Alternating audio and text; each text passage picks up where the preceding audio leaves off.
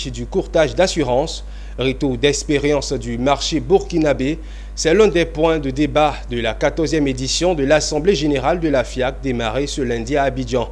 Ce thème a permis aux courtiers d'aborder les méandres des difficultés rencontrées dans l'exercice de leur métier. Le récit de Mondésir Nascimento. Le livre saint de la CIMA régissant le métier de courtage a besoin d'être plus ferme. Il laisse malgré sa rigueur des failles, ce qui permet aux coursiers de s'infiltrer parmi les courtiers d'assurance normalement constitués. Le constat est fait sur tous les marchés de la FIAC. À travers le panel intitulé « Vers un changement du statut juridique du courtage d'assurance », les courtiers du Burkina Faso, pays des hommes intègres, ont fait un retour d'expérience de leur marché.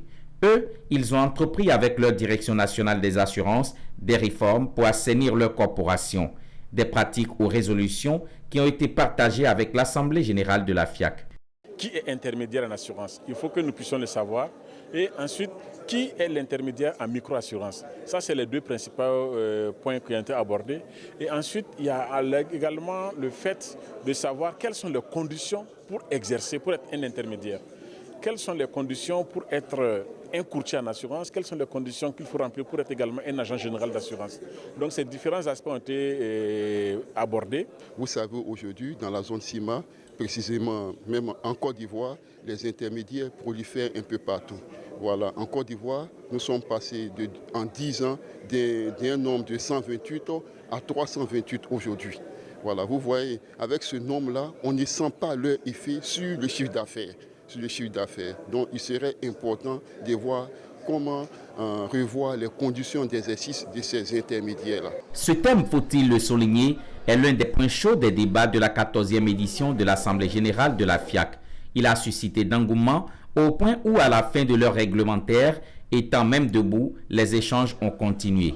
En groupe ou en binôme, les courtiers manifestent leur acceptation pour l'arrivée de nouveaux courtiers sur le marché, mais s'accordent sur l'application des résolutions du 4e Forum des marchés tenu à Cotonou au Bénin pour mieux tamiser les bons grains des livrets. Les bons grains étant les sociétés de courtage normalement enregistrées auprès des autorités compétentes et les livrets qui sont les autres intermédiaires qui leur livrent une concurrence déloyale au mépris de la réglementation. Nous, au Cameroun, on a fait partie du comité scientifique qui a réfléchi sur cette réforme du livre 5 des courtiers.